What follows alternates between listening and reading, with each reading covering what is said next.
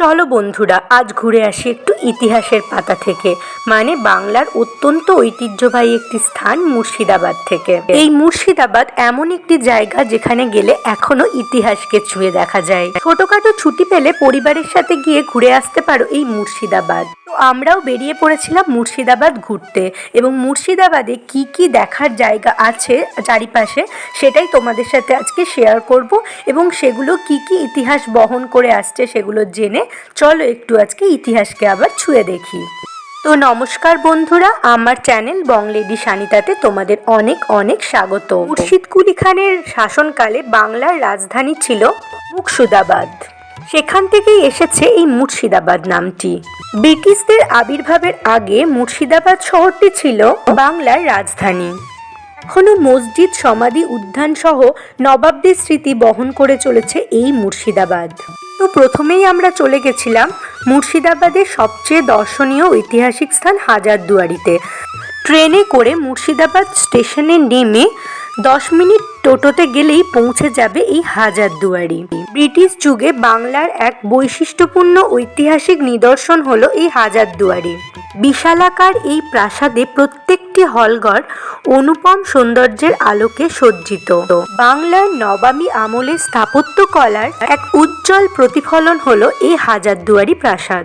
সাধারণত এই প্রাসাদটি বহু দরজা বিশিষ্ট বলে একে হাজারদুয়ারি নামকরণ করা হয়ে থাকে। বহু দরজা দৃশ্যমান হলেও এর মধ্যে অনেক দরজায় আদপে নকল। নবাব হুমায়ুন যা ইউরোপীয় স্থপতি দিয়ে এই প্রাসাদ বানান। অনেকেই ভুল করে ভাবেন যে এই প্রাসাদ বোধহয় নবাব সিরাজদৌল্লার তৈরি। প্রাসাদ তৈরি হয় সিরাজ জমানার পরে। সিরাজের প্রাসাদের নাম ছিল হিরাঝিল প্রাসাদ। তা এখন ভাগীরথী নদীতে তলিয়ে গেছে। এই প্রাসাদ ইউরোপীয় ধাঁচে বানানো। এটি ভাগীরথী নদীর তীরে অবস্থিত।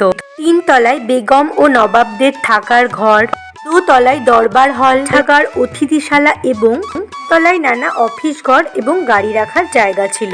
তো মানে ভারতের পুরাতত্ত্ব সর্বেক্ষণ এখানে একটা সংগ্রহশালা বানিয়েছেন। তবে দুর্বল কাঠামোর জন্য বর্তমানে দর্শকদের 3 তলায় উঠতে দেওয়া হয় না।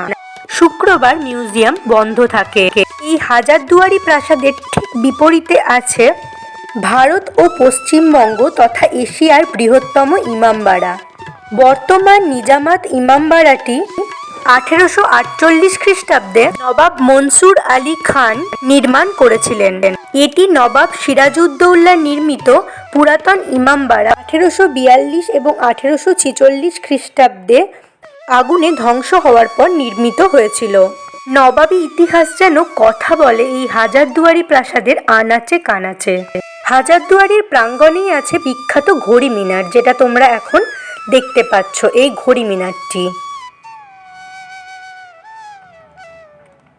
মহরমের দিন এই ইমামবাড়াটি সাধারণ মানুষের জন্য খুলে দেওয়া হয়।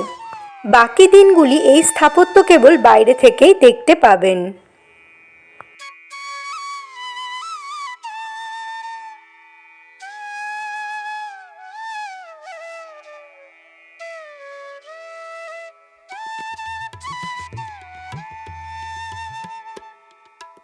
সিরাজকে পরাজিত করে 1757 সালে বাংলার দখল নিল ব্রিটিশ ইস্ট ইন্ডিয়া কোম্পানি। মির্জাফরকে নবাব বানালো তারা। তারপর মীর কাসিম নবাব হলেন। তারপর আবার মির্জাফর। ততদিনে বাংলার রাজনৈতিক ক্ষমতা পুরোপুরি ব্রিটিশদের দখলে। একের পর এক পরিবর্তনের সাক্ষী থেকেছে এই মুর্শিদাবাদ, এবং তাই চাক্ষুষ করতে পর্যটকরা মুর্শিদাবাদে ভিড় জমান। তারপরই হাজারদুয়ারি দেখে আমরা চলে গেছিলাম মুর্শিদাবাদের অন্যান্য দ্রষ্টব্য ঐতিহ্যবাহী স্থানগুলি দেখতে। আর সেটার জন্য হাজারদুয়ারি ঢোকার গেটের সামনে থেকেই পাওয়া যাচ্ছে ঘোড়ায় টানা টাঙা গাড়ি। তো ঘোড়ায় টাঙা গাড়িতে করে আমরা ঘুরে দেখলাম মুর্শিদাবাদের আনাচ কানাচ। তোমরাও এই ঘোড়ায় টাঙা গাড়িতে করে মুর্শিদাবাদের আনাচ কানাচ ঘুরে এক অভূতপূর্ব ঐতিহাসিক অভিজ্ঞতার সাক্ষী হতে পারো।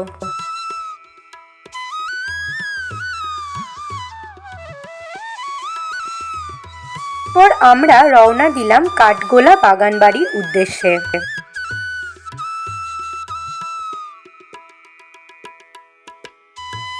এই টাঙা গাড়িতে করে মুর্শিদাবাদ ঘোরার এক আলাদাই মজা, আলাদাই এক অভিজ্ঞতার সাক্ষী হলাম আমরা। তোমরাও যদি মুর্শিদাবাদ যাও অবশ্যই এই টাঙা গাড়িতে ঘুরে মুর্শিদাবাদের আনাজ কানাজকে ছুঁয়ে দেখো, তোমরাও এক অভূতপূর্ব অভিজ্ঞতার সাক্ষী হয়ে থাকবে।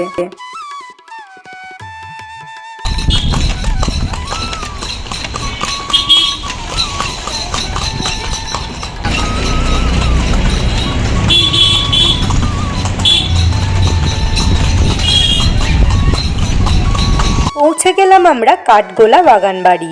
চলো এবার ঘুরে দেখি কাঠগোলা বাগানবাড়ি।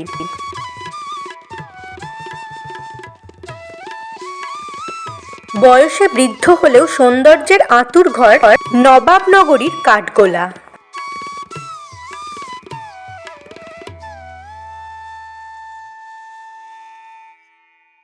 হাজারদুয়ারি থেকে উত্তরে 4 কিমি গেলেই পাওয়া যাবে বাগানে ঘেরা এক সুবিশাল স্থাপত্য।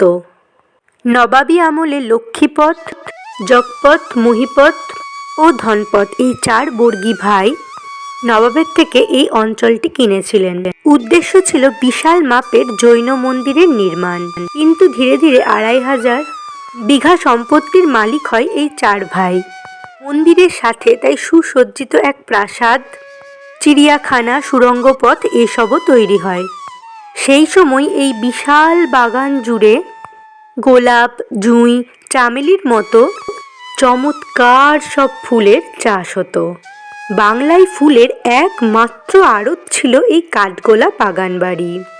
এছাড়াও এখানে শ্বেতপাথরের তৈরি সুন্দর বাঁধানো ঘাট ও পালঙ্ক আজও প্রত্যেককে মোহিত করে। এই হলো সেই সুড়ঙ্গ পথ।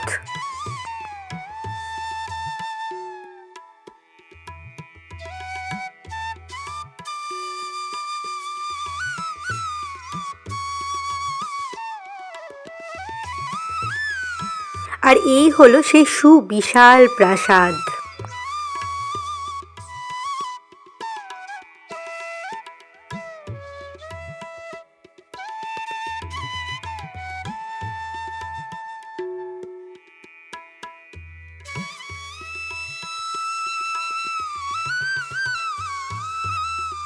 আর এই হলো সেই শ্বেতপাথরের তৈরি সুন্দর বাঁধানো ঘাট।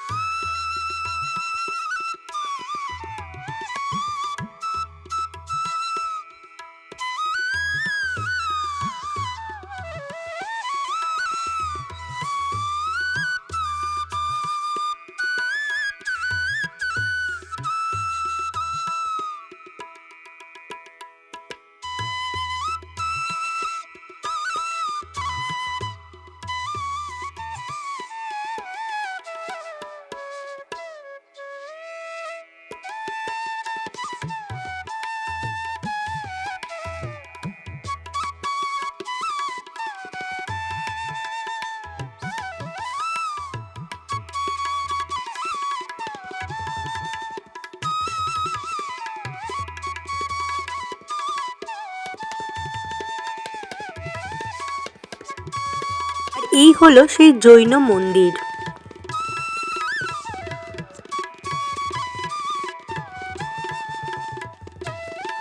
আর এই হলো নানা ফুলের সেই বাগান।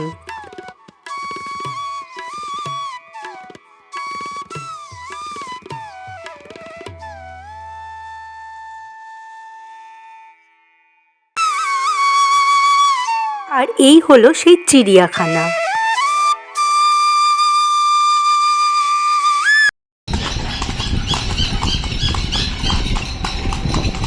তারপরে গেছিলাম আমরা জগৎ শেঠের বাড়ি দেখতে। আর এই হলো জগৎ শেঠের বাড়ি। বাংলা তথা ভারতের ইতিহাস চিরকালের জন্য পাল্টে দিয়েছিল পলাশির যুদ্ধ। অনেকেই জানেন এই যুদ্ধে অর্থের যোগান দিয়েছিলেন জগৎ শেঠ।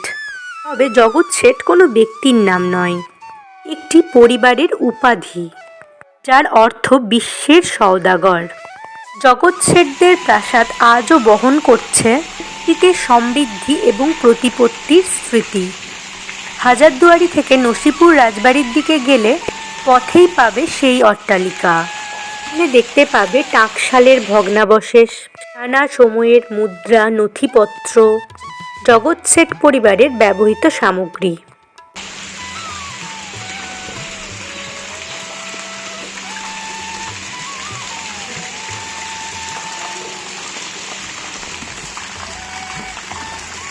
মসলিন এবং অন্যান্য বিলাসবহুল পোশাক, সোনার উপর সুতো দিয়ে অলঙ্কৃত বেনারসি শাড়ি এবং আরও নানা ঐতিহাসিক জিনিসপত্র। সুন্দরভাবে সাজানো গোছানো এই বাড়ির মধ্যে দেখতে পাবে এক গুপ্ত সুড়ঙ্গ, যা অবাক করবে যে কোনো পর্যটককে। তারপর আমরা গেলাম নসিপুরের রাজবাড়ি। এই দেখো, এই হলো নসিপুরের রাজবাড়ি। প্রাচীন বাংলার অন্যতম প্রাচীন এই স্থান নিজ ঐশ্বর্যে ভাস করছিল তখনও, রয়েছে এখনও। সব মিলিয়ে প্রাচীন ইতিহাস বহনকারী মুর্শিদাবাদ বাংলা তথা ভারতের গর্ব বললে ভুল হবে না। এছাড়া মুর্শিদাবাদের আরও কয়েকটি দ্রষ্টব্য স্থানগুলির মধ্যে কয়েকটি হলো কাটরা মসজিদ, মতিঝিল পার্ক এবং আরও অনেক। আমরা একদিনে এই জায়গাগুলোই ভ্রমণ করেছিলাম। আবার ইচ্ছা আছে মুর্শিদাবাদ গিয়ে বাকি জায়গাগুলোকেও দেখার এবং ইতিহাসের পাতাকে ছোঁয়ার।